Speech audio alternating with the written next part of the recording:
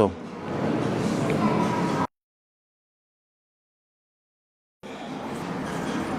في الآية 61 من سورة الحج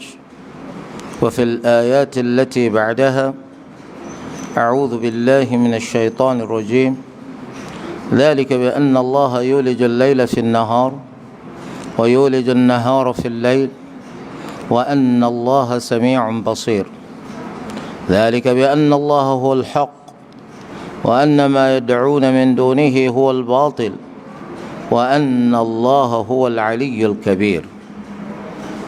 nígbà tí Allah azza wa jal tó ti sọ nípa arú ẹ̀san eléyìí tí ó fi san ẹni tó bá ṣe hijira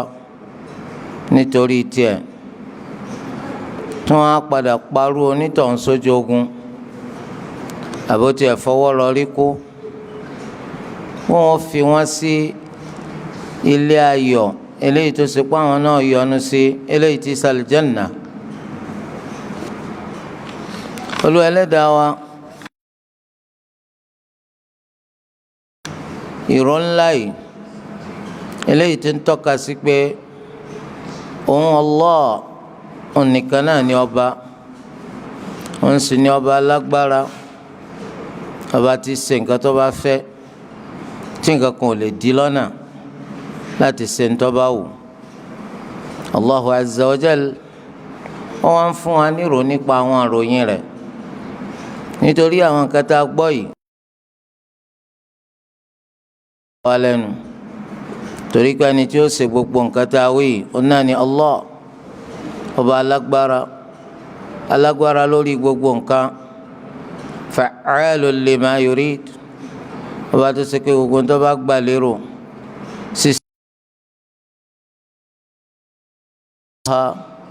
يولج الليل في النهار eléyìí ṣẹlẹ̀ bẹ́ẹ̀ nítorí pé Allah dájúdájú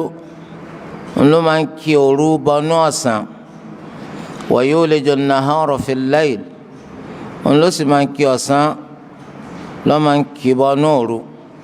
wa anna Allaha sami'un basir àti pé Allah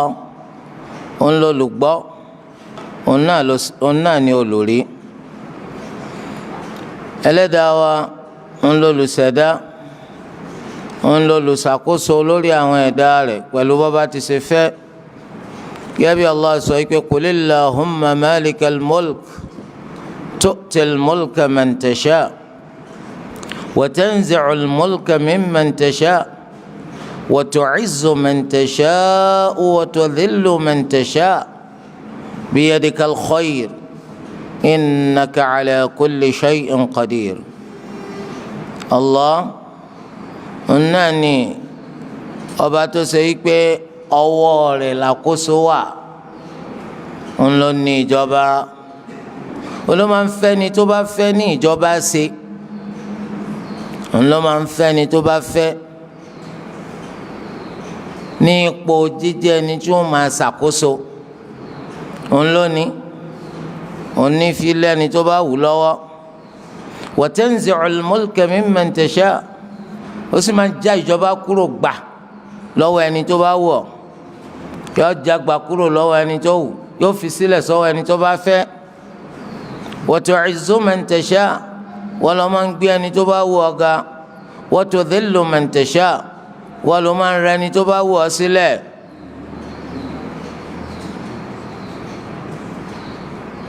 بيدك الخير إنك على كل شيء قدير ọwọ́ rẹ̀ ni gbogbo oore wà ọwọ́ rẹ̀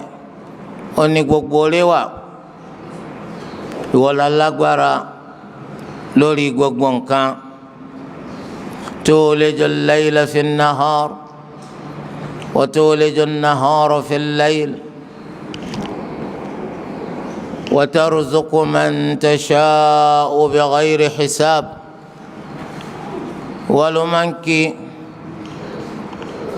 òru bọnú ọ̀sán tó sì máa kí ọ̀sán bọnú òru wọ́n ló máa ń rọ ẹni tó bá wù ọ́ lọ́rọ̀ láì níṣòro. ẹlò ẹlẹ́dàá òun náà lọ́ba tó ṣe pọ̀ ní alágbára tí ò sí alágbára kan lẹ́yìn rẹ̀. òun ló ní ìjọba tẹ́nìkan ò ní kankan nínú ìjọba lẹ́yìn rẹ̀. òun ló máa ń gbé ní ga tí ò sí nǹkankan tó lè gbé ní ga lẹ́yìn rẹ̀. òun ló máa ń yẹpẹrẹ ẹni tí ò sí nǹkankan tó lè yẹpẹrẹ ẹni lẹ́yìn rẹ̀. òun ló máa ń kí òru bọnú ọ̀sán, wọ́n máa ń kí ọ̀sán bọnú òru, tẹ́nìkan ò lè ṣe lẹ́yìn rẹ̀. kíkí òru bọnú ọ̀sán, kíkí ọ̀sán bọnú òru á mú kí òru ó gùn nígbà míì kọ́sàn kúrú, gẹ́gẹ́ bá a ti ṣe máa rí lásìkò ẹ̀rùn. òru máa ń gùn ju ọ̀sán lọ, ó sì máa mú kí ọ̀sán gùn nígbà míì kóòrù ó kúrú, gẹ́gẹ́ bá a ti ṣe máa rí lásìkò ẹ̀rùn. wọn náà lè fura orí pásítọ̀ tá a wà nínú rẹ̀ nísìn alifájàrí bí agogo 6 ó kù kọ́tà, nígbà tó ṣe pé àwọn àgbà kan ti lọ. òun náà ni ọba tí máa ń mú òru tí ó mú wọnú ọ̀sán, yóò mú ọ̀sán yóò mú wọnú òru. àwọn ò lágbára rẹ̀, kò sí ẹ̀dá tó lágbára rẹ̀. Allah òun ló máa ń ṣe tó bá fẹ́. wa anna Allaha sami'un alim, àti pé dájúdájú Allah olùgbọ́ ni o, ó ń gbọ́ táwọn ẹrú rẹ̀ tí wọ́n ń sọ lọ́rọ̀. ẹ bá wí jẹ́jẹ́, ẹ bá gbọ́n sókè. wa asirru qawlakum aw jaharu bihi innahu alimun bi dhati sudur. ọ̀rọ̀ yín tẹ̀ ń sọ ẹ sọ jẹ́jẹ́, àbí kẹ́tì ẹ gbọ́n sókè kẹ́ wí. dájú ohun Allah olùmọ̀ọ́ni nípa tí ń bẹ́ẹ̀ nù gbáyà yín. ẹ̀yin ẹ̀wẹ̀wẹ̀ kí lẹ fẹ́ gbé pamọ́ fún Allah? ẹ̀ tó bẹ́ẹ̀. èèyàn máa bá wọ sọ̀rọ̀ yóò sì gbóhùn sókè, bóyá wà wájú rẹ ni, bóyá ẹ̀rọ léwọ̀ bánisọ̀rọ̀ ní fi ń bọ́ sọ̀rọ̀ ni,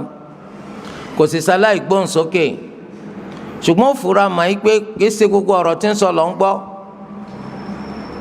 kìí ṣe gbogbo tí ń bọ́ sọ ń lọ ń gbọ́.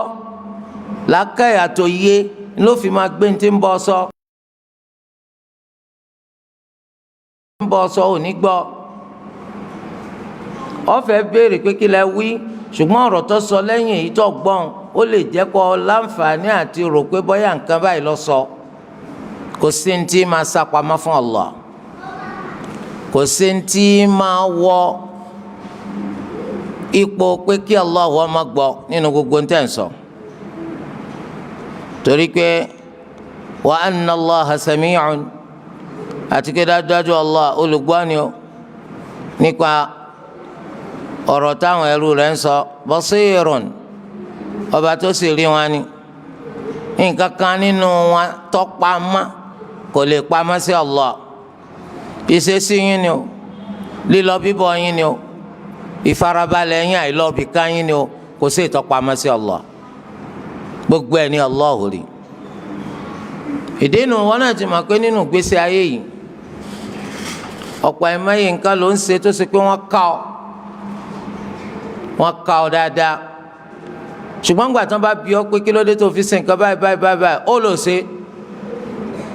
tí wọ́n bá bẹ̀rẹ̀ sí ní mú ọ lórí mú ọ lọ́rùn, ó tún máa ṣe wallahi tallah nítorí kí wọ́n lè gbọ́ gbọ́ pò ṣe ní nǹkan tó ṣe.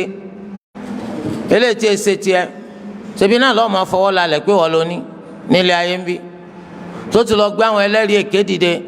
táwọn náà tún máa jẹ́rìí fún ọ lórí pé bó ti ṣe wí náà lọ́rọ̀ rí lọ́rọ̀ tí ò rí bẹ́ẹ̀. wa anna Allaha sami'un basir, olùgbọ́ ni olùrí ni. ẹ bá wí sókè, ẹ bá sọ jẹ́jẹ́, gbogbo ẹ l'Olúwa wa gbọ́. nítorí pé tí ẹ mọ nǹkan tí ń bẹ nínú gbáyà yín eléyìí tẹ́ sọ lọ́rọ̀ eléyìí tó ṣe pé yín nìkan lẹ dàmà àwọn ẹni tó ṣe wípé wọ́n ń bẹ nítòsí yín wọn ò lè gbọ́ Allahu ń gbọ́ ọmọ nígbà tó lù wá tó ṣàlàyé fún wa wọ́n ló ń ṣàkóso lórí gbogbo nǹkan òun ládájọ́ tó ṣe pé nìkan kì í yẹ ìdájọ́ rẹ̀ wò Olúwa ní dhalika bi anna Allaha huwal haqq gbogbo eléyìí jẹ́ bẹ́ẹ̀ nítorí pé Allahu ní òdodo nínú orúkọ rẹ̀ ní al-haqq torí rẹ̀ ẹ lè sọmọ yín ní Abdul Haqq eléyìí jẹ́ bẹ́ẹ̀ nítorí pé Allah ó ní ọba òdodo ọba tó ṣe pé kọ̀tọ́ kẹ́nìkan kó ṣe ìjọsìn fẹ́lòmíì yàtọ̀ sí gbogbo nǹkan tẹ́ ń bá ń jọ́sìn fún yàtọ̀ sí Allah gbogbo bó tilẹ̀ wù kí nǹkan náà kọ́ kárabata hẹ́rẹ́bẹ́ńtẹ́ kọ́ hẹ́hẹ́ lójú yín tó kọjá mọ́ kankan lẹ́gbẹ̀ẹ́ Allah Allahu nìkan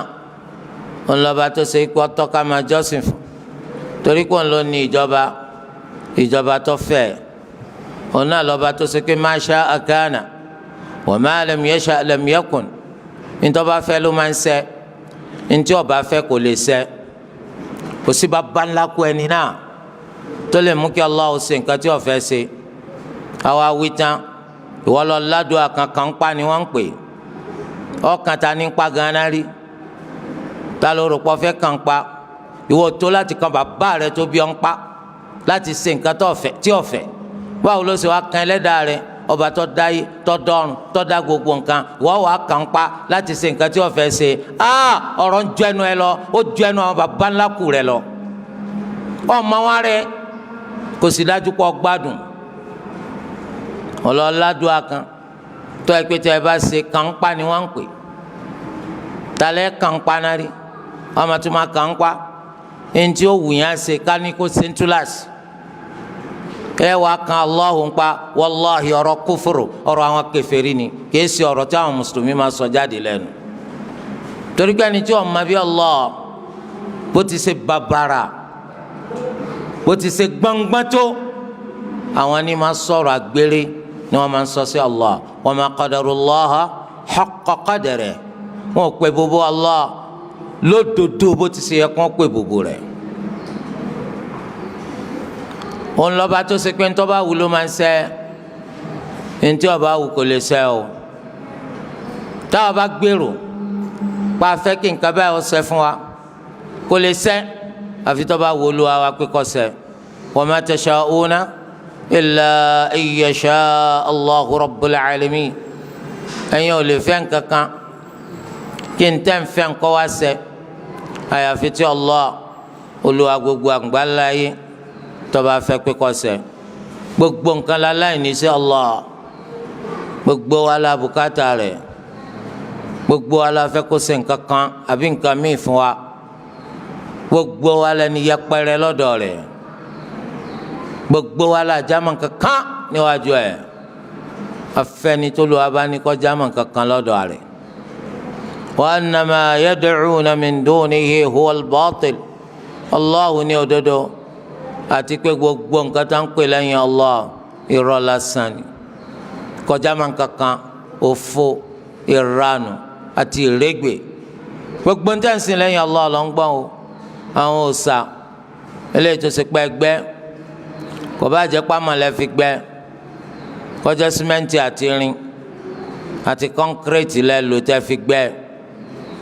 kọ́dà kọjá pé wúrà tàbí fàdákà lẹ́ fi gbẹ́ kó ṣe kpókúta lẹ fi gbẹ́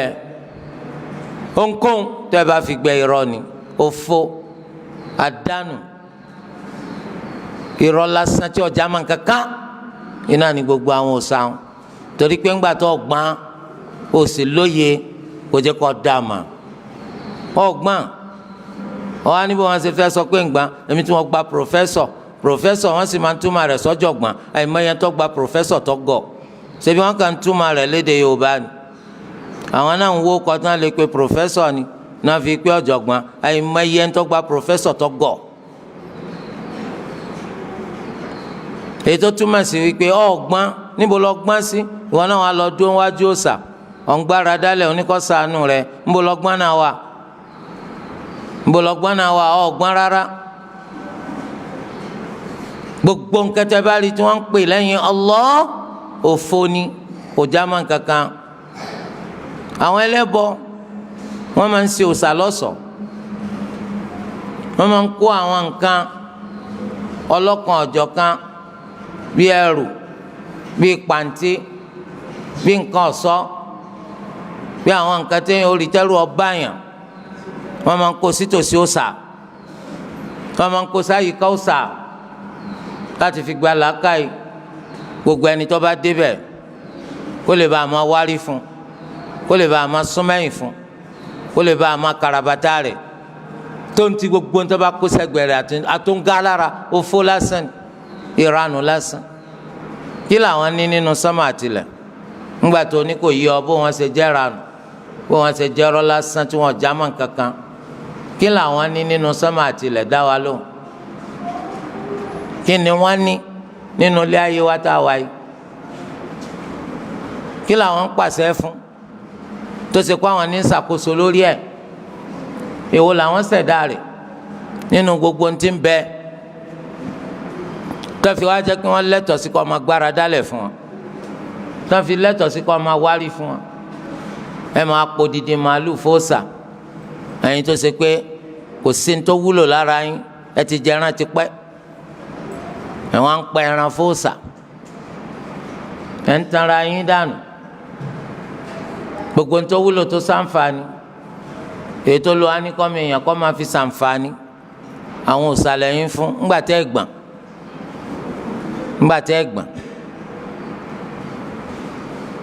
ẹni kó sàyẹn kọ́ máa parẹ́ lórí tiyín kó dórí àwọn ọmọ yín, aburú ṣe má parẹ́ kọ́ parẹ́ lónìí ní kọ́ má dọ̀la. ìranù ṣe má kó lágbólé yín kókó ń bẹ lónìí ní kọ́ gbọ́dọ̀ dẹ̀mí. òòṣà ló dá ọ ni àbí bàbá ńlá rẹ ló dá? kí ló sàyẹn ṣe nínú gbèsè ayé ẹ? àtẹ̀yàn náà tẹ̀ ń sìn tẹ̀ ń pè lẹ́yìn Allah, kí ló ṣe nínú gbèsè ayé yín tẹ̀ ń tanra yín dànù, tẹ̀ ẹ̀ ronú, tẹ̀ ń fò ní àtọ̀lá yín, tẹ̀ ń fi ń ṣòfò? àti wọ́n tó ń pè màláìkà, kí ni màláìkà ṣe fún ọ? ẹ̀bùn wo ló bùn ọ? kí ló ṣe nínú gbèsè ayé ẹ? ó ń lọ́dọ̀ ni. ìwọ náà tó ń pa àǹjànú lọ́dà wọ ni. ó ń pa àwọn arún malẹ̀, kí ló ń jẹ́ bẹ́ẹ̀? àwọn wọn dá ọ àbí bàbá rẹ wọn dá? gbogbo ẹni tí a ń pè lẹ́yìn Allah, kí ni táwọn dá tọrọ wọn fi jọ yín lójú tí wọn fi di nǹkan pàtàkì tó ṣe pé kò sí ntọ́ yẹ wọn ju ká ẹ máa sìn wọn lọ? kí ni wọ́n ṣe? Olúwa ń ṣoore fún ọ, ọlọ́gbára dalẹ̀ níwájú òòṣà. Olúwa ló ṣẹ̀dá rẹ, ọlọ́wárí fòòṣà. Allahu ló ń ṣàánú rẹ, ọlọ́fọpẹ́ fòòṣà. gbàtó ṣe pé ò lérò ò ronú rárá ntí tó o bá fi ronú ìṣẹ́bọ̀ ò ní jẹ́ kó o lè ronú. èyí tó o bá fi ronú ìṣẹ́bọ̀ ò ní jẹ́ kó o lè ronú. òun fi gbèsè ayé rẹ ráre, òní àtọ́lá rẹ gbogbo ẹ̀ ló ti polúkúrú mùsùlùmọ́ lọ́wọ́. nítorí wọ́n máa fi gbèsè ayé ṣe tí máa fi dá tí máa fi lárinrin, ìwọ ò fi ṣe. ìjọsìn kájọsìn fún ẹlẹ́dàá wa, ọ̀jọsìn fún ẹlẹ́dàá rẹ̀. wọ́n á ń pa àwọn òòṣà, wọ́n ń wárí fáwọn ère, ọ̀mẹ́tì kàn. gbogbo àwọn òòṣà, gbogbo àwọn ère, gbogbo àwọn tó fi ṣègbéra fún Allah, gbogbo ń tẹ̀sìn lẹ́yìn Allah, irọ́ lásán ni wọ́n ọ̀já mọ́ kankan, wọ́n lágbára kankan láti dá nǹkankan, kò sí nǹkankan tí wọ́n dá. wọn ò tiẹ̀ lágbára láti dá faburú sẹ́nìkan, bẹ́ẹ̀ ni wọ́n lágbára láti dá fi dáadáa sẹ́nìkan. sí ọ wọn láì, sí ọ ìwọ tó ń pè wọn náà. gbogbo ń tẹ̀ ń pè lẹ́yìn Allah, gbogbo wọn ọ̀já mọ́ kankan, àti kó ń pe Jésù ni àti kó ń pe màláíkà ni àti kó ń pe òòṣà pópó ni àti alágẹmọ ló ń pè ní bàbá ẹlẹ́yọ̀ abọ́rẹ̀ gbogbo ọjà máa kankan Òkè Ìbàdàn Ọ̀ṣun Òṣogbo gbogbo ọjà máa kankan ònlọ́dọ̀ ni tó fi wá jẹ́ pé bọ́ ni wọ́n wáyé wá sí ẹni tí ọ̀dọ́ ó sì gbọ́dọ̀ jẹ́ kó ń lọ lẹ́tọ̀ọ́ sí kọ́ máa sí àwa wí tán òun tún náwó òun tún nára nídìí ìrégbè ó ronú nípa àtúbọ̀tán rẹ gbàtí ó kù wá nìkan nínú sàárì rẹ Olúwa Ẹlẹ́dàá wa ló ń bọ̀ wí o dhalika bi anna Allaha huwa al-haqq gbogbo ń ta wí yọ jẹ́ bẹ́ẹ̀ nítorí pé Allahu lòdodo wa anna ma yad'una min dunihi huwa al-batil àti pé gbogbo ń tẹ́ ń pè lẹ́yìn Allah irọ́ lásán ni wọn ò jẹ́ máa ń kankan lọ́gbọ́n tí wọ́n bá wá sọ pé tí wọ́n ń sìn bá já máa ń kankan bọ́ọ̀tà kọ́ wá sàlàyé bó ṣe já máa ń kankan kọ́ sọ bó ń lọ dá ọ àbí bàbá rẹ lọ dá ìyá rẹ lọ dá ayé rẹ lọ dá àbọ̀rùn rẹ lọ dá. òní ń pèsè jẹ́ àti mú fún ọ òní ńlá náà kú ọ Olúwa ń ṣoore fún ọ òun dúpẹ́ fún nǹkan mi lẹ́yìn Allah ọ̀ dákàmà tọ́ba wa sọ̀rọ̀ tán ó lẹ́nìkan ọgbọ́n tó ọ ìwọ tó ṣe pọ̀ gọ̀jú gbogbo èèyàn lọ. nítorí pé nǹkan tí ò ní kankan ṣe nù gbèsè ayé rẹ ó sì gbọ́dọ̀ jẹ́ kó ń lọ́ọ́ máa sìn ó sì gbọ́dọ̀ jẹ́ kó ń lọ́ọ́ máa wárí fún. wọ́n á ń pè ọ wá sídìí ẹ̀sìn òdodo al-Islam ọkọ̀ tí ì kún olélẹ́yìn ọ̀jẹ̀ mọ́. bàbá padà wá di adọ́rùn mọ́tọ́ qala rabbi irji'un yóò ní wa Allah ẹ dá mi padà sáyé la'alli a'malu salihan fima tarakt kí n lè bá a ṣe dáadáa eléyìí tí mo pa tìtẹ́lẹ̀ tí mo ṣe kí n di mùsùlùmí àsìkò tó báyìí ó tó tani ọ̀dọ́ padà síbo ayé tó ti pòórá tó ti parẹ́ tẹ́lẹ̀ náà nọ́mbà burúkú ló mú sọmọ ká pé ọ láyé wọ́n pé ọ láyé etí ikún lọ kọ àgbọgbọ tí lọ máa gbọ́ ọ̀rọ̀ àwọn afinimànà atọ́ka sí ọ̀nà fúnni ọ máa gbọ́rọ̀ wọn lọ́gbọ́n tí ìwọ máa gbọ́rọ̀ wọn lọ́ọ́ máa ṣe yẹ̀yẹ́ ó tún máa tàka sórí wípé ìwọ ìsìláàmù ó tún da ayé ìgbà míì tí ọ máa pé wọn ò ní wáyé lẹ́ẹ̀mejì. Olúwa ní sọ fún ayé o ọba tó ṣe pé ọ̀rọ̀ rẹ̀ ò ṣe pè nírọ́ ó ní gbogbo ń tẹ́ ń pè lẹ́yìn òun irọ́ lásán ni òfò ni àdánù ni ìfàsìkòsòfò ni eré àtẹ̀fẹ́ ni kọjá mọ́ nǹkankan baatil ó kó gbogbo túmọ̀ yẹn sínú ètò túmọ̀ sí pé tètè jáwọ́ ń bẹ̀ ọjọ́ ń lọ tó bá fi lè túbá lónìí ó di àtúnbí ó darapọ̀ mọ́ àwọn mùsùlùmí wọn náà máa ṣẹ̀sìn Islam ní pẹrẹwu gẹ́gẹ́ bá àwọn mùsùlùmí tó bá nu Islam ti ṣe ń ṣe ó là fojúsùn fáyé rẹ àtàlùkìyàmà rẹ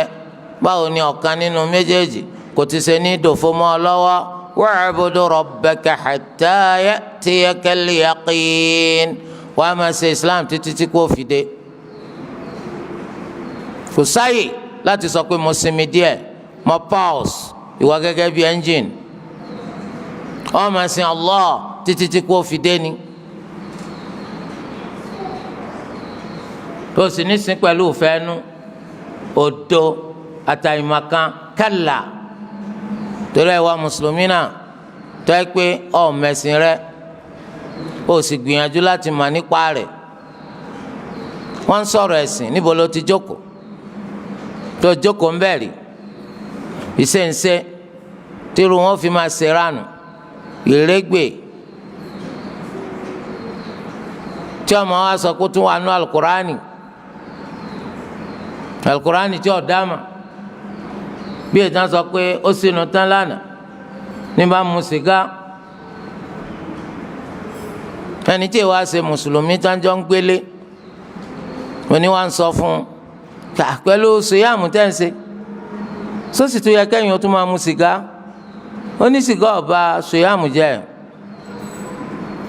táwọn bá sínú táwọn lè mú kọ́dà ń bẹ nú alukurani abẹ́ ẹ̀gbọ́ sọkúsọ bẹ́ẹ̀ ni màmá kan béèrè rédíò lónìí ó lóun ẹsẹ̀ mùsùlùmí àmọ́ anítàǹjọ́ ń gbélé nítòsí yìí ọ̀n lẹ́nu ẹ̀ kò lè má rí bẹ́ẹ̀ sẹ́ńgbà wọn sàlàyé ẹ̀sìn sójókòó ń bẹ̀ ebó gèdè olódo náà ni àwọn tí ọmọ kankan pa Islam ó sì ń pera ẹ̀ mùsùlùmí kò tiẹ̀ gbìyànjú sànà báwo ní tiẹ̀ sí máa kankan pa rẹ̀ òdo yìí náà ni àyìnmọ̀kan yìí náà ni àfi kọ́ máa sọ̀rọ̀ nípa ẹ̀sìn kẹ́nu rẹ̀ ó máa rùn bí ìgbó kò ṣe ní rùn ńgbà tó kúkú kẹ́kọ̀ọ́ ń pa rẹ̀ òun wò pé ìbàsìkò jẹ́ ní kálá ń tẹ́tí gbọ́ alukur'ani kí ló sọ ìbàsìkò jẹ́ ní kálá ń tẹ́tí gbọ́ sunna nabi Muhammad sallallahu alayhi wa sallam kí ló wí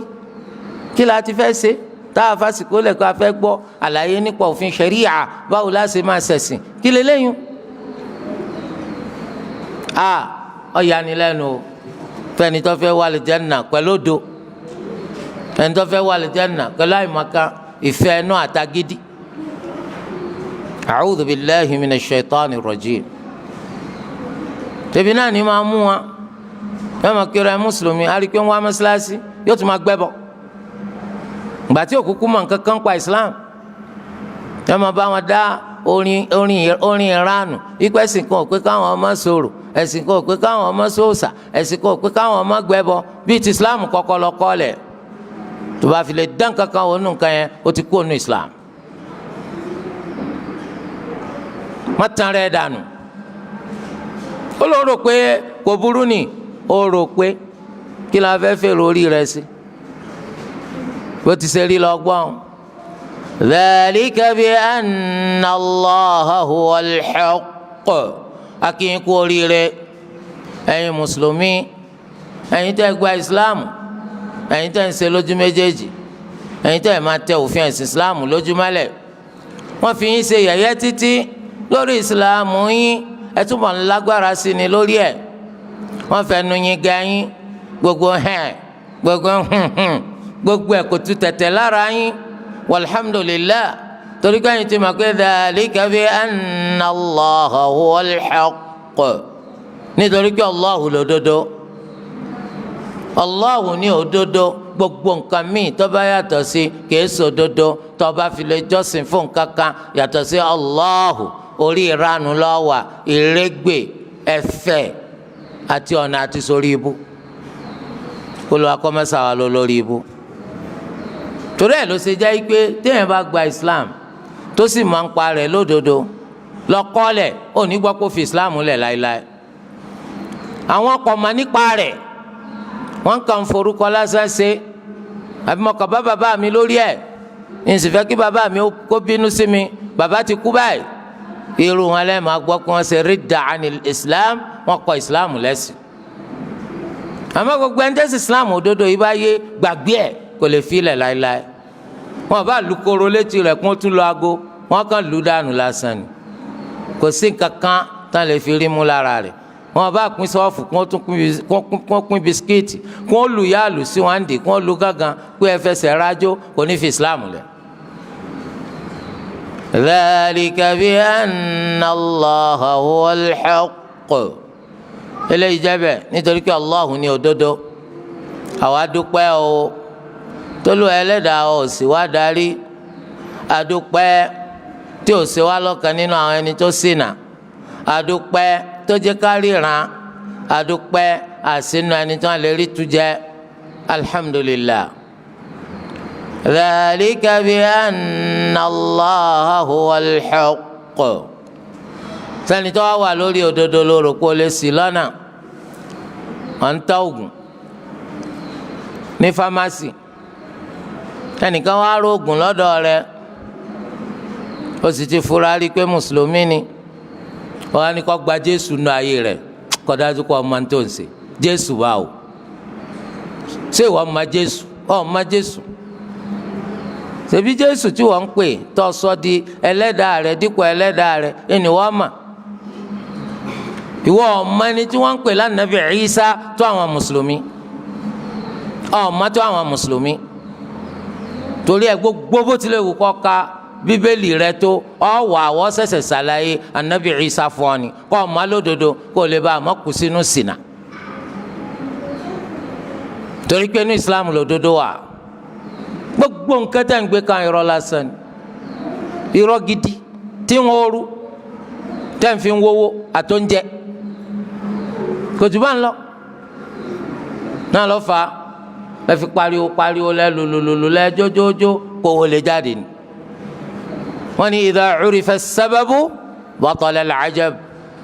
tábà tí máa ń tọ́fà kí ló dé tí ń yà yín lẹ́nu kò sáyè kó tún yà yín lẹ́nu má àwa ń pè wọ́n sẹ́sìn Islam ni kọ̀ọ̀rán ẹnu ẹ kí wọ́n máa pe mùsùlùmí kókó wá ṣe kèfèrí àwa làwa ń pè ọ sídìí ẹ̀sìn Islam èyí tó ṣe ń di kèfèrí tó gba Islam kó lè bá a là yé tanra rẹ̀ dànù kọ́ máa wo kórìí àánú tó wà lọ́nà kìí sọ̀nà wàláhì ó sì rántí ọ̀rọ̀ tí mo ń sọ yìí nígbà tí kú bá dé wàá tún rántí ẹ̀ nínú sàárì ẹ̀ wàá rántí tó bá dijọ́ gbẹ̀ndàl kìyàmà tó bá fi lè kú láì gba Islam wàá rántí tó bá wá gba Islam wàá rántí gbogbo ń tọ́ ń gbọ́ yìí sí dáadáa pé mo dúpẹ́ tó lu ẹlẹ́dàá tí ò jẹ́ kí n ṣègbé torí pé kò tán sáyé tá a bá ti kú àti inú sàárè ló ti máa dàmà ó wàá dàmà gbangba lọ́jọ́ ọ̀gbẹ́ndàl kìyàmà nígbà tó lu abá gbé gbogbo wa dìde fún ìṣirò àti ẹ̀san. inna ad-dina 'inda Allahi al-Islam dájú ẹ̀sìn lọ́dọ̀ Allah ọ̀nà ni al-Islam adúpẹ́ fún Allah tó fi wá mọ̀nà àtàwọn òbí wa wá sí di Islam Olúwa tó ṣoore ńlá yìí fún wa à ń dúpẹ́ fún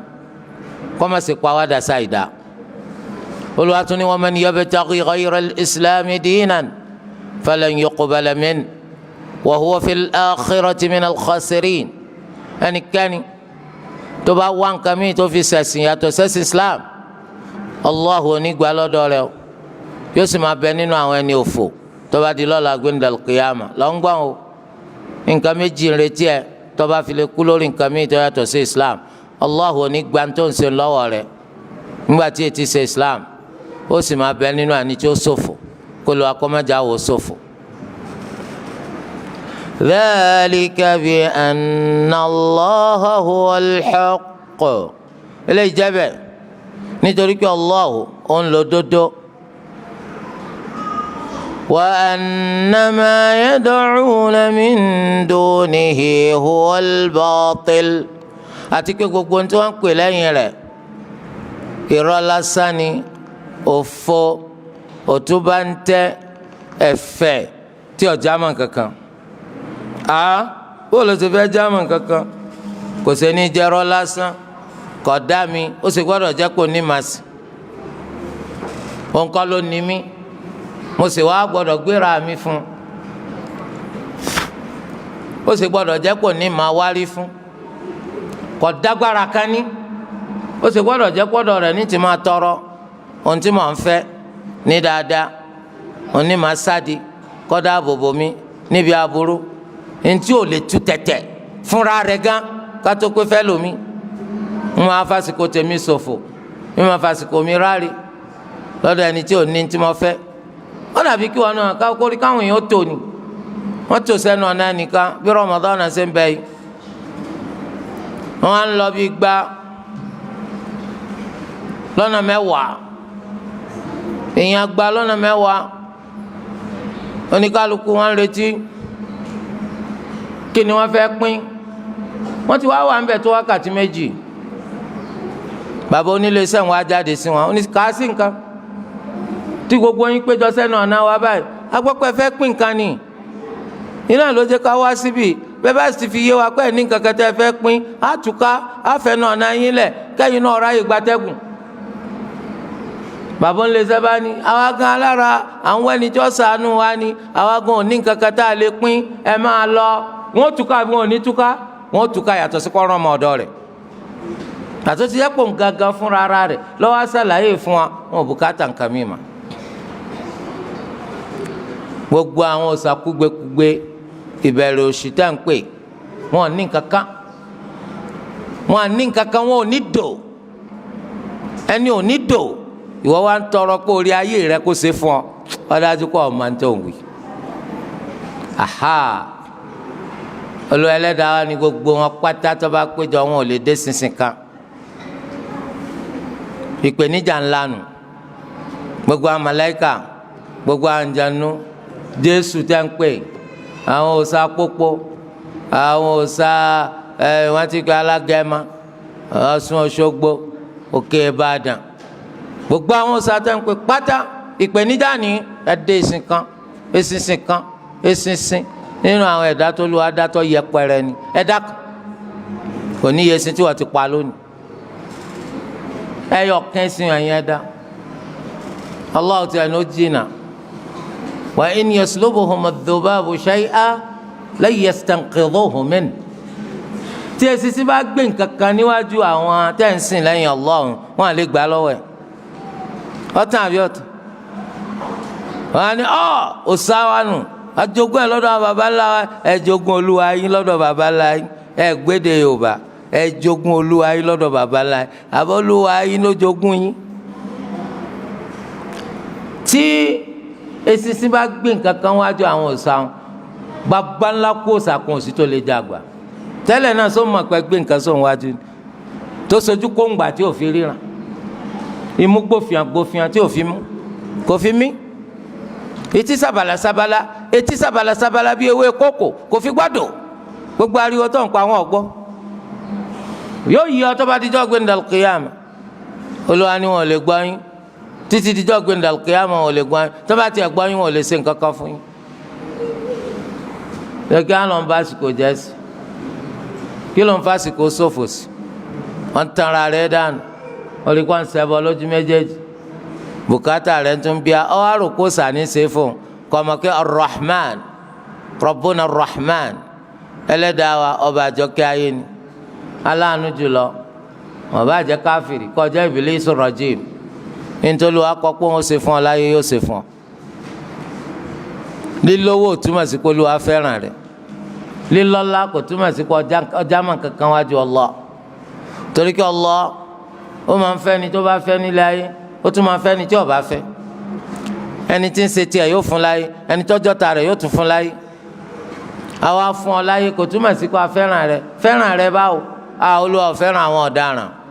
kò tí ẹ fẹ́ràn ìwà ọ̀ràn dá wallahu la yuhibbul fasad Allahu kò fi aburú ṣe gbogbo ẹni tí máa ń ṣe aburú rẹ̀ tó ń ṣe Allah ò fẹ́. torí di ẹlẹ́yìn gbogbo ń tẹ́ ń pè lẹ́yìn Allah irọ́ ni o irọ́ gidi. wa anna Allaha huwa al-aliyyul kabir Allahu ni al-ali ọba tó ga tí nǹkan kan ọ̀gá tó ambọ̀sibọ̀sì yọ ọ̀gá jùlọ al-kabir ọba tó tóbi tí nǹkan kan ò tóbi tó ambẹ̀lẹ̀ ń tàṣe pé yóò tóbi jùlọ gẹ́gẹ́ bí Allah ti ṣe sọ pé wa huwa al-aliyyul azim ó ní al-ali ọba tó ga al-azim ọba tó tóbi.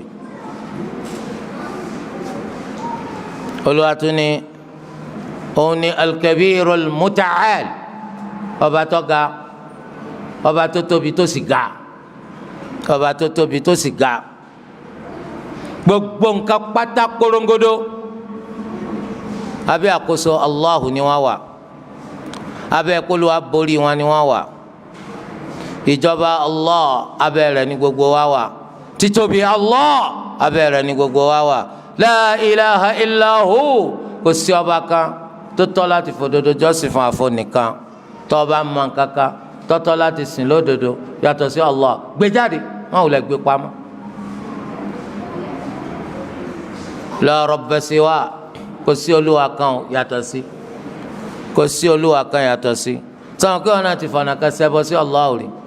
ọ̀lọ́ nípàájú kan ìṣòro kan bọ́ ọjà láyé wọn á mú ọ lọ bá àwọn bàbá òfò àtàwọn àyà àdánù kan wọn ní kó máa forí kalẹ̀ fóòsà sọ̀rọ̀ kọ́ ìmọ̀ yìí ló ti forí kalẹ̀ fóòsà rí tètè túbá lónìí mọ́sálásí tó ń wá lẹ́yìn rẹ̀ kò ní ràn ọ́ lọ́wọ́ àfi kó túbá lórí ètò ti ṣeun tó bá túbá tó bá bẹ́ẹ̀ kú wá gbà wọ́n ti mú ọ náà pọ̀fọ̀ rí wọ́n máa mùsùlùmí ó ti pọ̀fọ̀ rí tó ń jọfọ̀ lẹ́nu bíi gàárì àfi kó túbà tó bá túbà tó bá fi kú báyẹn ó ti ṣẹbọ sí Allah torí gbogbo ọ̀fọ̀ tó máa ń pè ìwọ mú wa kó gbé lórí àtẹ o ò ní wá jìnnà tó fi mọ̀ pé gbólóhùn ẹbọ pọ́nbélé ní gbogbo ọ̀fọ̀ torí pé òun ń pe àwọn kan ni.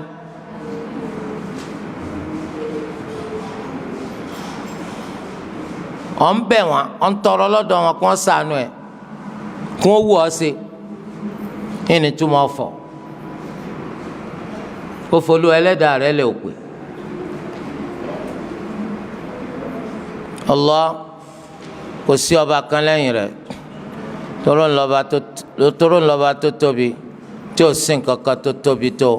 à ń bẹ̀lẹ̀ ntàsé yóò tóbi jùlọ Al-Ali ọba tó ga tí ò sí ntọ́ ga tó à ń bẹ̀lẹ̀ ntàsé yóò ga jùlọ ó ní Al-Kabir ọba tó ṣe kó tóbi alladhi la akbara min tí ò sí ntọ́ tóbi tó dèkòdèkò kó yóò tóbi jùlọ. Ta'ala wa taqaddas ọlẹ́dàá wa ga ó sì má wa azza ọba yìí ọ̀gá wa jalla ó sì gbangban amma yaqulu adh-dhalimuna 'uluwan kabira ọgbọ̀ngbọ̀n tayọ táwọn alábòsí ń sọ àwọn ọ̀sẹ́bọ tayọ tí wọ́n ń sọ nípa rẹ̀ lọ ní gíga tó tóbi wa ma qadarullaha haqqa qadri wọn ò pé bubu Allah lódodo bó ṣe yẹ kó wọn pé bubu rẹ̀ iná fi ń sẹnu pààyàn-pààyàn sí Allah iná ṣe ń pè nǹkan mí lẹ́yìn rẹ̀ iná ṣe ń wárí fún nǹkan mí lẹ́yìn rẹ̀ wo bí kèfèrí ṣe ń fìyà jẹra rẹ̀ lórí òfo lórí pé yà ni ó tún padà já sí gbogbo gbàtàrà yẹn ń sùn kò ní sùn yọọ ma pariwo ni wọ́n ma ṣe wàhálà lórí rọ amilatun nasiba tasla naran hamiya wọ́n ṣe wàhálà ìdọba àṣẹ làágùn àṣẹ kára wọ́n tún padà wọná iná tó gbóná Olúwa wa ga wàláhì yaani kò sẹ́ni tó lè sọ̀rọ̀ bí Allah oní tasla naran hamiya ya Rabbana iná wo ni ò gbóná síná wà tí ò gbóná kò síná tí ò gbóná Olúwa tó wá sọ pé wọ́n wọ iná tó gbóná ọgbà gbogbo ìhánilétí ni kọ́ ọmọ bá kú kó ṣègbé lórí ìṣekèfèrí kó lè bá gba Islam kó tó lọ tó bá fetí pàlàbà rẹ̀ tó wo pé kò sí kankan tí ó ṣe hurricane tí ó ṣe ọ̀pọ̀ ní tí ó ṣe nǹkan yóò ṣe wọnà ọba lọ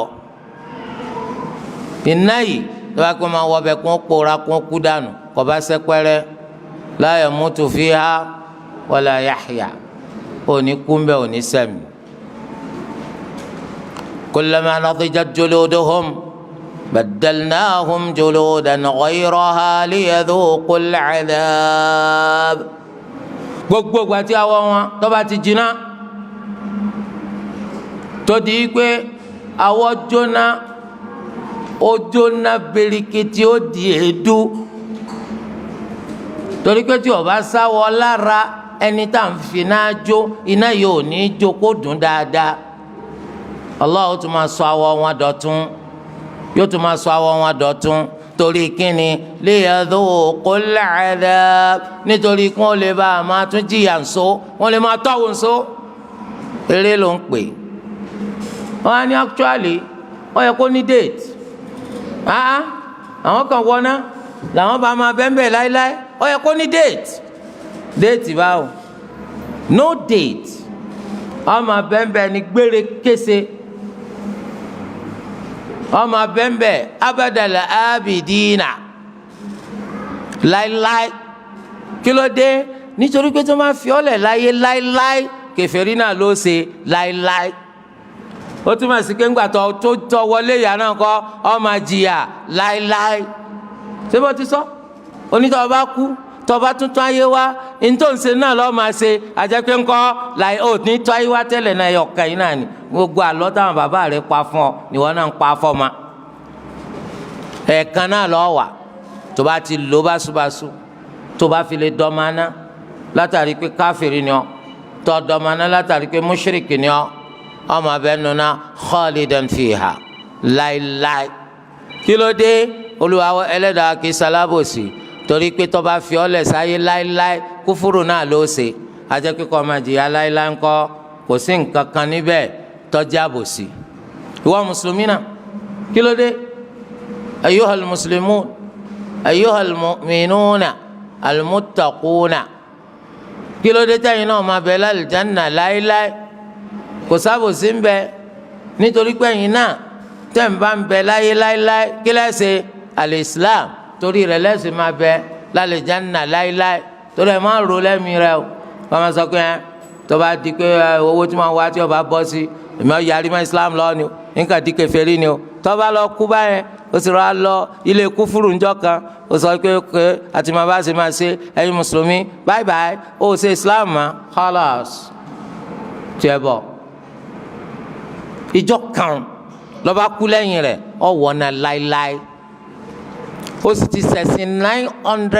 999,000 years kápẹ́ wọn fún ọ 999,000 years ó wá kù 1,000 tí ó fi pé kí ni 999,000 years ó kọ ọdún kan tí ó fi pé kí ni tí ó fi pé tọ́ lọ́ba ṣe kúfúrú ọdún kan yóò borí gbogbo 999,000 years litakhluda fi nnar abadal abidi ọmọ bẹ́ẹ̀ nù náà láéláé ni kí ló kan Allah ìwọ wo kí ni dáwùdù rẹ fẹ́ dà torí ẹ wọ́n bá sì ti ṣe kúfúrú àbò ṣe kúfúrú náà 999,000 years wọ́n ń kọ ọdún kan kújọ́ kan tó kù ọjọ́ kan ìṣẹ́jú márùn ló kù tó kù lọ́ba gba Islam kọ́dà àkókò sọ̀láàtì kan ọ̀bọ láyé lẹ́yìn tó gba Islam ó gba Islam lẹ́yìn ìgbà tó oòrùn ti yọ àsùbá ti lọ à ń retí sọ̀láàtì dhuhr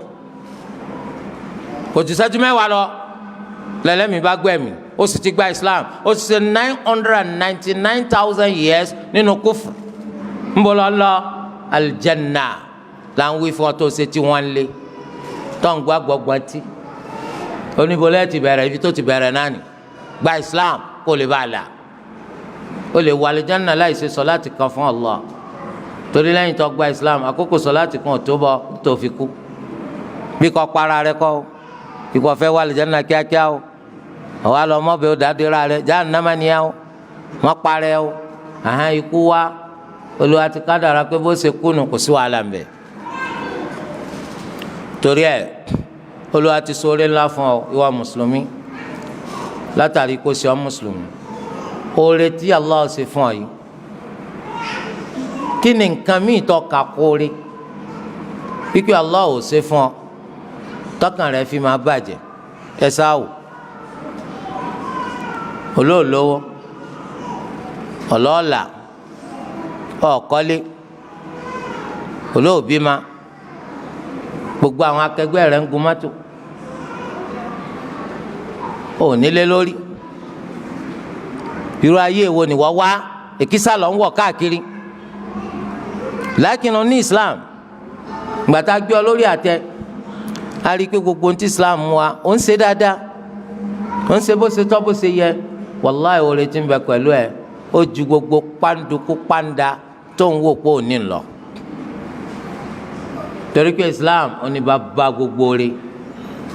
ẹni tó bá ní ti ní gbogbo oore ẹni tí ó bá ní kò lóore kankan kí ló ní ẹbẹ bá lọ ń jẹ ẹbà náà gbogbo èèyàn ń jẹ ó ń jiyàn gbogbo èèyàn náà ló ń jiyàn ó ń jámàlà gbogbo èèyàn ń jámàlà ó ń jẹ ìrẹsì àtẹwà gbogbo èèyàn ń jẹ ó ń jẹ spagi àwọn náà ń spagi kí ló ń tún jẹ ó ló ń jẹ ẹran ṣé rọ́bà làwọn ń jẹ dípò ẹran gbogbo kálukú náà ló ń jẹun ó ń sùn lórí ibùsùn ta lẹni tí ń sun títì gbogbo èèyàn náà lè rẹ̀ ń sùn lórí ibùsùn ẹni tó ní mátíráàsì ọlẹ́ni o lè sùn yàrá méjì papọ̀ lẹ́ẹ̀kan náà gba tẹ̀sí pé nǹkan ń dọ̀ ọ́ láàmú mọ́tò pọ̀ lágbára rẹ̀ bí 20 bí 30 o lè wọjá ẹyọkan lọ lákòókò kan àfi tó bá fẹ́ kú dànù kó pé kí mọ́tò méjì ó fẹ̀gbẹ́kẹ̀gbẹ́ kó wá sí àwọn ẹlẹ́kùn alẹ̀ ọ wà máa tinú eléyìí bọ́nu eléyìí lórí títì irú àwọn títì wa yìí náà àwọn títì wa tó fẹ̀ tá àríró ẹ̀rí àbọ̀ fẹ́ kú dànù ó túmọ̀ sí pé ẹni tó bá ní Islam gbogbo rẹ̀ lónìí kí wọ́n á ní tó ń fajúro tó ń bínú tí ìbànújẹ́ máa hàn lójú rẹ̀ ńjojúmọ́ torí pé olówó ilé ayé èyí tí máa mú wọn padà jalè nítorí pé tó bá ti wá kádàrà kodoro ń retí ẹ wọn á sì rọ ọmú wọn á rọ ọmú tí ń jalè tí pẹ́ńjọ́ jí gàrí ni wọ́n sọ táyà sí lọ́rùn wọ́n sáná sí ó ní ẹ wo kúnlẹ̀ abiyamọ ṣé dúró rẹ̀ ni wọ́n ń wò tẹ́lẹ̀ ó lè Olúwa ṣe Islam fún ọ ń jalè kí lọ wá dé di olè Allah fi Islam ó fi ràn ọ́ lọ ó ń ṣe sìná kí lọ wá dé bẹ́ẹ̀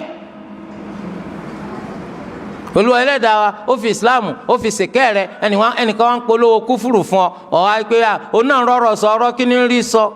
ọ̀rọ̀ àdánù ọ̀rọ̀ òfò torí ẹ má fojú di Islam rẹ o Olúwa ló ṣe fún ọ wàláhì kò ṣe fowó rà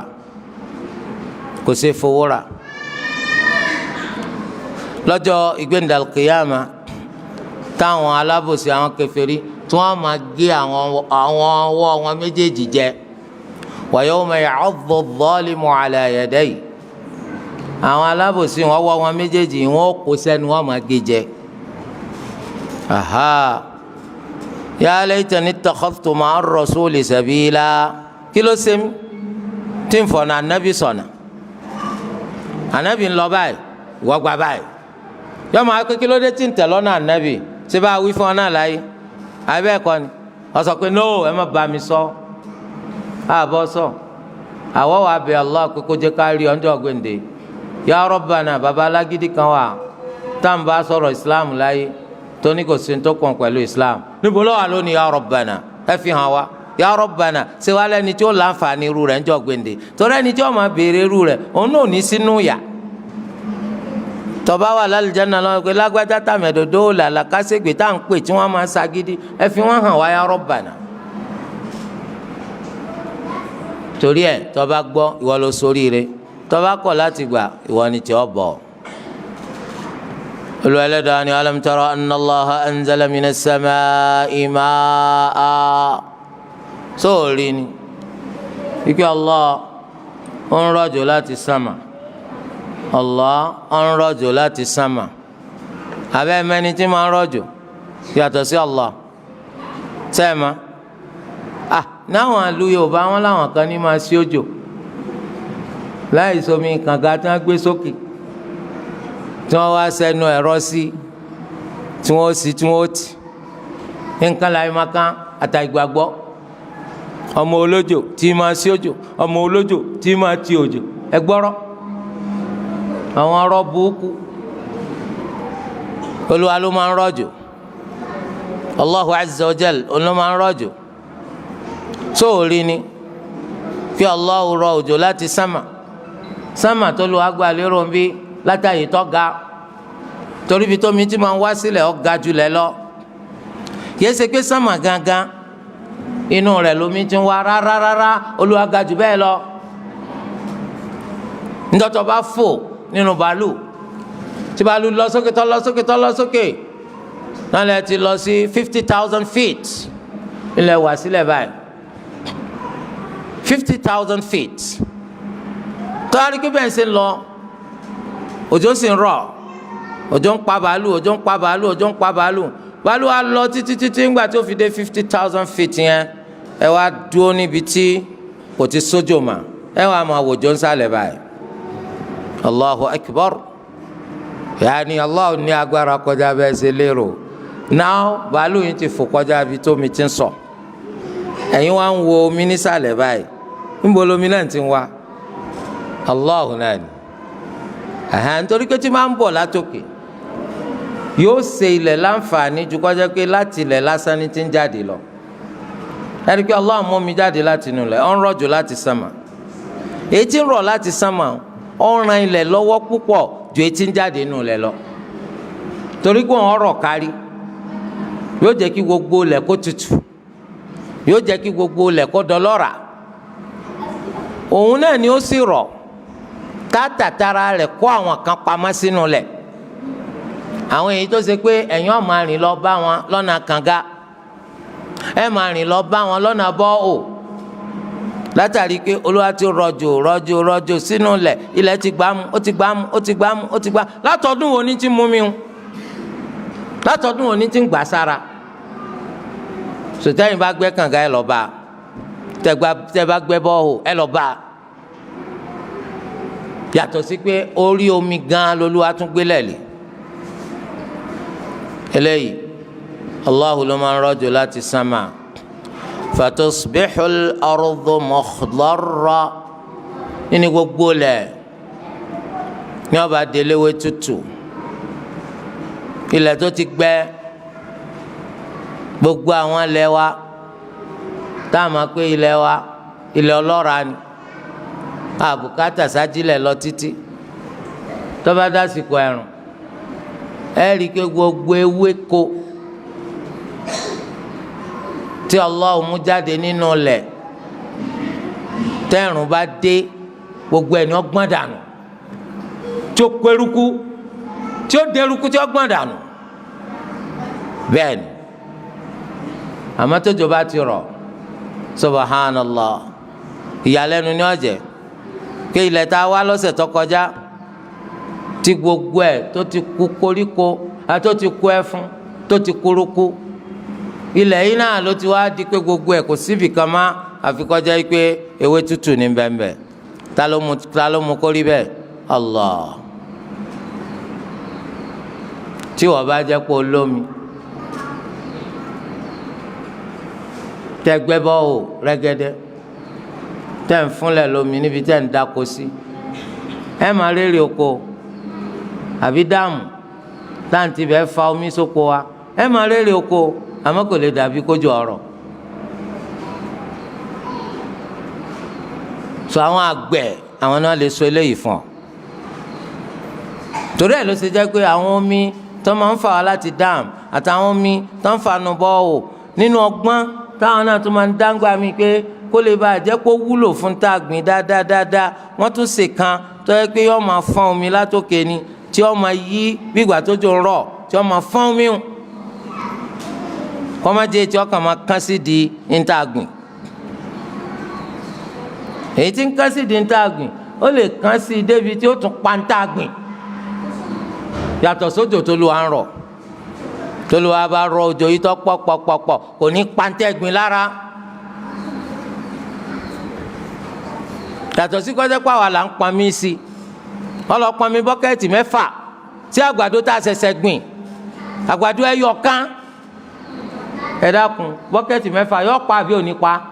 yọ pa ní yányá. nígbà tí èsì pé ọ̀nà àfẹ́ pa kìí ṣe igi máńgò tá a ṣẹ̀ṣẹ̀ gbìn tí ń wù tó ń bùkátà omi, lọ́lọ́ pọnmi bọ́kẹ́ẹ̀tì 6 sí àgbàdo tó ẹsẹ̀ yọrí tí òjò rondo lọ pọnmi bọ́kẹ́tì 6 sí, ó lóun kọ́ àgíríkì ń sùkúlù. ọ̀gá wo lọ́wọ́ á ní kó máa pọnmi bọ́kẹ́tì 6 ságbàdo tó ẹsẹ̀ yọrí. àmọ́ tó lùwà bá rọ̀jò ẹ rí i pé tí gbogbo nǹkan ọ̀kan bùkátà iná ni ọ̀rọ̀ sí. gbogbo àwọn nǹkan wọ̀nyí wọ́n gba tiwọn, gbogbo àwọn nǹkan wọ̀nyí wọ́n gba tiwọn. inna Allaha latifun khabir. Allah ọba tó mọ̀ nípa gbogbo nǹkan ni o, ọba tó mọ̀ nípa gbogbo nǹkan ni. omi ń bẹ kìí ṣe pé kò sómi, kí ló mú wa kùnà láti jẹ́ kí ilẹ̀ wa kó máa wà ń tútù tí wọ́n máa mú nǹkan jáde ní gbogbo ọjọ́ kọjọ́ nínú àwọn ọjọ́ ọdún, tó fi jẹ́ pé àsìkò òjò nìkan là á máa retí láti dáko. kò sí nǹkan tó burú ká máa retí òjò láti fi dáko gẹ́gẹ́ bí ó ti ṣe burú Olúwa ò ṣe léèwọ̀ fún wa ká tún máa dáko kọjá pàǹpàmí sí nǹkan tá a gbìn kò sí tó burú mbẹ̀ nítorí pé nù dẹ̀rọ Olúwa wa náà lomi yẹn wà kò sáǹfààní nínú kéèyàn jẹ́ pé èèyàn ń dáko kò wá ní máa padà sóko rẹ̀ àfi lásìkò òjò nìkan àsìkò mélòó lòjò fi rọ̀ gbogbo àsìkò tí ò sójò bàbá là ń kéré oko ọwọ́ ọgbà kan láàfin ká àwọn àsìkò kan wà tá a dilẹ̀ tá a ní rí kan ṣe kan tá a ní rí bì kan lọ èló la pa nínú èrè oko wa tá a ní ná tán kó tó tún di pójò ń rọ̀ kìí sì ṣe tójò bá ti ń rọ̀ tàìrọ̀ iná látún ti máa ká èrè oko míì látún ṣẹ̀ṣẹ̀ kọlẹ̀ láìṣẹ̀ gbìn nǹkan látún máa retí kó hù látún máa mójútó lọ́wọ́ àwọn kòkòrò tí máa jẹ ń tàgbìn lọ́wọ́ àwọn ẹyẹ tí máa bà ń tàgbìn jẹ́ lọ́wọ́ àwọn olè tí máa lọ tún tàgbìn sínú oko àwọn ọ̀dáko wọ́n sì ń kó nǹkan kó wálé olè gbogbo wàhálà yìí torí ẹ̀ ló ṣe jẹ́ pé tá a bá lọ́nà míì tá a tún ti lè máa rómi tá a fi máa dáko ní gbogbo ọjọ́ ayé wa yóò dáa púpọ̀ yóò dáa púpọ̀. lahu ma fi samawati wa ma fi al-ard Allahu ló ní gbogbo ntí bẹ́ẹ̀ nù sámà àti gbogbo ntí bẹ́ẹ̀ nù lẹ̀ tó fi dórí àwa Olúwa ló ní wa. wa inna Allaha lahu al-ghaniyyul hamid dájúdájú Allahu lọ́ba ọlọ́rọ̀ ọba táyìn òun lọ́ba ọlọ́rọ̀ ọba táyìn ilé jẹ́ ibi tá a dùn lónìí ká lọ mọ̀ pé Allah òun la lágbára lórí gbogbo nǹkan gbogbo ntọ́ bá sì fẹ́ ṣíṣe náà ni máa ṣe kò sẹ́nìkan tó lè di lọ́nà kò sì sẹ́nìkan tó lè mú lágbára láti ṣe nǹkan kan eléyìí tí ó fẹ́ ṣe ntọ́ bá wù ní máa ṣe nǹkan tí ọkàn dọ́wọ́ èmi pẹ̀lú ẹ̀ wọ́n ní kékeré mi pẹ̀lú rẹ̀ ká máa bẹ́ẹ̀ wípé kó dákun kó ṣàánú wa kó má ṣe dá wa dá bùkátà wa kó má ṣe dá wa dára wa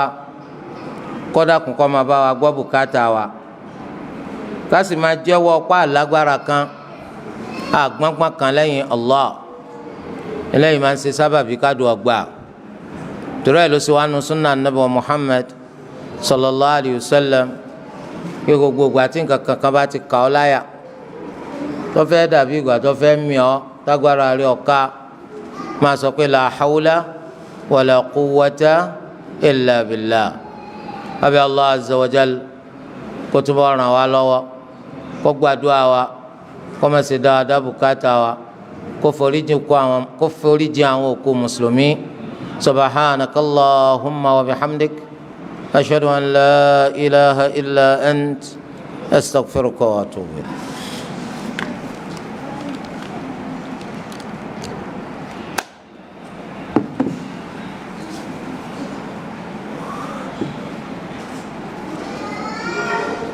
ẹnitọ́ bá ní bẹ̀rẹ̀ kò sí. Aleykum salaam.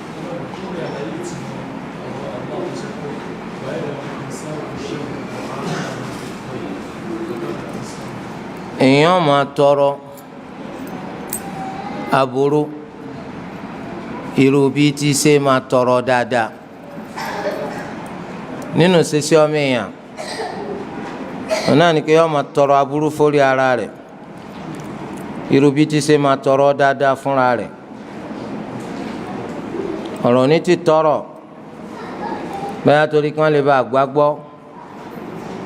báyà sọ pé tí ọba jẹ́ bẹ́ẹ̀ lórí kọ́ máa dáa fún un ẹ máa gbọ́ táwọn èèyàn máa sọ báwọn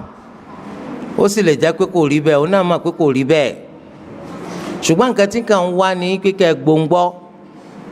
ètò ìbá gbọ́ tó ẹ pé rọ́ọ̀lọ́ ń pankọ́ ó sì ní tí ọba rí bẹ́ẹ̀ kọ́ máa dáa fún ọ èmi sì sàmì so ó túbọ̀ sí pé ta ló tọrọ aburú fúnra rẹ̀ ìwọ náà ni rere ló yẹ kó máa tọrọ fúnra rẹ̀ má tọrọ aburú fúnra rẹ̀ torí pé yọ ṣẹkọṣẹ àdúrà sàn ju èpè lọ náà. Wa alaikum salaam.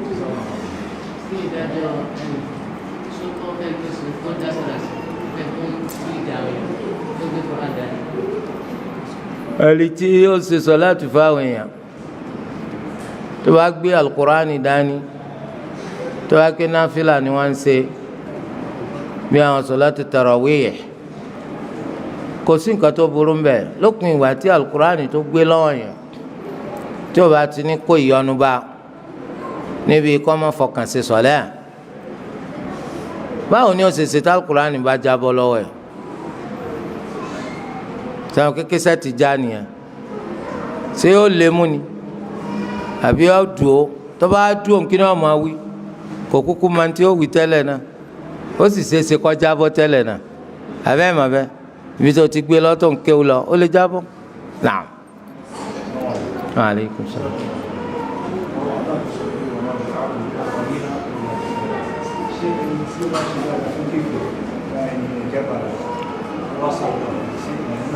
Rárá o rárá ọtí Allah sọ pé àdúrà àwọn kèfèrí kò já mọ́ kankan àfààní kò túmọ̀ sí pé tí wọ́n bá ṣàdúrà kò lè gbà torí pé ayé la wà kò túmọ̀ sí pé tí wọ́n bá tọrọ nǹkan kan wọn ní fún wọn wọ́n fún wọn dáadáa ọ̀gá wọn olórí ibùgàn Iblis ó tọrọ wọn fún qala rabbi anzirni ila yawmi yub'athun qala innaka minal munzirin wọ́n bẹ nu ẹni tá a lọ lára so kí wọ́n á lò gbogbo kúfúrú tí wọn kò tó tiẹ̀ so ṣùgbọ́n tí Allah ń sọ ni pé gbogbo àdúrà táwọn kèfèrí ń ṣe kò ní ìtumọ̀ torí kufrun shirkun ṣé wọ́n sọ pé wà bid'a náà kèfèrí sá sọ pé àdúrà tiẹ̀ kufrun shirkun bid'a báwo bid'a àwọn tó jẹ́ mùsùlùmí ilé pèsè wọn ní bid'a yín ó sì lè jẹ́ ìtọ́ yọkù nínú Islam lọ́nà bá di kufrun shirkun ó sì lè má yọkù nínú Islam yọ jẹ́ muslimun fasiq mubtadi' torí di eléyìí kò túmọ̀ sí pé tí kèfèrí bá ṣàdúrà fún ọ so àdúrà rẹ̀ ò nítumọ̀ ó lè nítumọ̀ àmọ́ kó sáà má ti wí kalimatu shirk nínú àdúrà rẹ̀ naam wa aleykum salaam.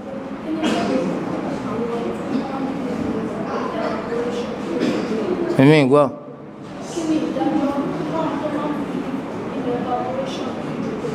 wípé ìgbàgbọ́ pé evaporation ló ṣẹlẹ̀ tójò fi rọ̀ ṣé ìgbàgbọ́ ń da àbí ọ̀dà wípé oòrùn ńlọ́pa omi tí ń bẹ nínú àwọn òkun àtàwọn odò èéfín omi ó wá lọ sókè ó lọ sókè ó lọ sókè ó lọ sókè ó fi wá débì kan ìwà tí èéfín omi yìí tó kọlu èéfín omi wọn kọlu ra wọn lọ́wọ́ di àrá sá so gbogbo eléyìí á sọ pé Allah ló máa ń rọ̀jò kò burú kọjá pé bó ṣe bẹ̀rẹ̀ náà nù àmọ́ ta ló mú rí bẹ́ẹ̀ Allah àìjẹ́ bẹ́ẹ̀ ẹ̀yin ẹ dáná sómi òkun kó gbóná kí evaporation ṣẹlẹ̀ kí ẹ wá sọ fún pé kọ́rọ̀ ṣé ẹ lè ṣe ẹ lè ṣe náà. arábìnrin wa ní ìka àwọn àkókò oṣù mẹ́ta láàrin ẹ̀rọ àti àkọsọ́nà ó wá fún un díẹ̀ bí oúnjẹ àpapọ̀ kó o ti rẹ àgbàdo yẹn tó kó o fi bẹ́ẹ̀ fún un ti lè bọ́ lọ́rọ̀ tó tọ́ fún un láti fi máa ṣe sí àwọn ìdílé. kò yé mi kókó oṣù mẹ́ta tí wọ́n fi ṣe ìyàwó ọkọ tó wá fẹ́ fẹ́ tí ń bùn lẹ́bùn láti sìn kò sí tó burú mẹ́ lópin ìwà tó bá yẹ pé ó tinú rẹ̀ wá tóbìnrin ọba padà fẹ́ mọ́ bóun ni ó ṣe kápẹ́yìn obìnrin yẹn ọ̀padà fẹ́ yín mọ́kílẹ́sì ṣe ẹ lọ́ọ́ máa palantí ẹnu ẹ lọ́ọ́ lé rédíò ẹ lọ́ọ́ nù wéèrò yìí dá gbogbo owó mi padà àhùn ntagbara rẹ̀ ọ̀ka ló ṣe ọfẹ́ fi mú mọ́lẹ̀ tẹ́lẹ̀ náà ní ìkà torí ẹ̀ ló ṣe dá pé kẹ́ ẹ má gbẹ̀bùn torí pé Allah lọ́mọ abẹ́ fẹ́ra yín bẹ́ẹ̀ ni fẹ́ra yín tẹ́ẹ̀bá fẹ́ra yín má tó di pé ó bẹ̀rẹ̀ sí pariwo rẹ̀ ká gbogbo àgbàdo tó gbàdá padà gbogbo ráìsì tó gbàdá padà torí agbára rẹ̀ ọ̀ka tẹ́lẹ̀ náà sákọ̀jì ya ni ṣe lẹ́yìn jẹ́ bó ṣe jẹ́ má gbà á lọ dáa jù ìwọ náà lọ́la ní ìsìn ó lè rí nǹkan kankan sọ pé ó ṣe má lẹ́yìn náà tẹnujẹ kọ́ mọ́ pa wá níbi wọ́n ń kó àgbàdo fún wa kó ráìsì fún wa náà wọ́n ti rà wọ́n mú àti kó àgbàdo fún wa kó ẹ̀wà fún wa bí nǹkan ṣe wọ́n yìí ó ti wà over 150,000 wọ́n á ní sóòní wálé òní tí Ramadan ní tán òní wálé òní oṣù mẹ́ta náà ní sóòní wálé òní ẹni tó ti wá fọ lágbàdo àti ráìsì 150,000 bóyá ní ọ̀sẹ̀ níbọ̀ ṣe zina ṣẹlẹ̀ ṣebí náà máa ń béèrè ó ní ó ń kóṣù kan táwọn fẹ́ra wọn òun wá wáyàwó lọ síbi títí sùkúlù ló ń bá jábàálẹ̀ rẹ̀ ẹ̀dá ó kóṣù kan bóyá o ti mọ̀ ó ti tọ́dún kan ìwọ́n tó ṣe sùúrù títí ní wọ́n ń kóṣù kan ó wá wá lọ sí sùkúlù lọ́stẹ́ẹ̀lì rẹ̀ ló ti rámú ó wá jábàálẹ̀ rẹ̀ ẹ wá padà so yìgì gbàtẹ́ wá padà so yìgì ó tún wá wáyàwó lọ sí ọba lọ sí ìlú títí school ó wá ṣe bí ọ̀sẹ̀ mẹ́fà lọ́dọ̀ rẹ̀ ibẹ̀ làṣírí tí wàá tú sí ọ wípé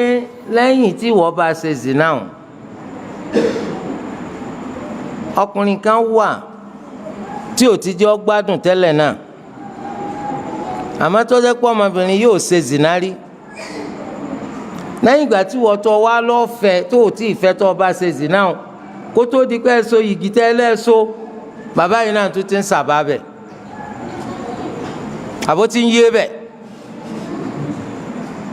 a'udhu billahi minash shaitani rajim ọmọkùnrin yẹn wá ń sọ fún obìnrin yẹn pé tí ó bá gbà pé káwọn tún tẹ̀síwájú lẹ́yìn yìgì tí wọ́n so gbogbo ní táwọn ṣètìlẹ́ fi jó ọkọ rẹ̀ ọgbọ̀ àti pé fọ́tò ìhòòhò rẹ̀ wà tó ń ti yà òun ó gbé sí Facebook subhanallah so torí ẹ̀ ló ṣe jẹ́ pé ká ṣọ́ra wa àtẹnujẹ kọ́ mọ́ pa wa ó lè má gbẹ̀bùn lọ́dọ̀ èèyàn kí wọn náà má ti sọwọ́ sọ sẹ́lẹ̀ fún pé gbogbo tí máa ń fẹ́ kọ́ wa sí òun náà ni ó kúkú fẹ́ ọ bọ́ bá padà fẹ́ ọ ewu wa ń bẹ tí ó bá padà fẹ́ ọ ọ̀ràn ń bẹ ń bẹ ẹlẹ́yìn ìjà bó ṣe jẹ́ bàbá rẹ ò lówó tí ó fi ra àgbàdo fún ọ ni ìyá rẹ ò ní ráìsì tí wọ́n gbé fún ọ alátẹnujẹ tí wọ́n fi já sàtẹnujẹ títí tí wọ́n wọ ọkùnrin lọ tó wọ́n sàládà tí wọ́n pa sẹ́mi kó àwọn apààyàn ti pọ̀ láyé nìsí ló kọ́ I love you naam wa aleykum salaam.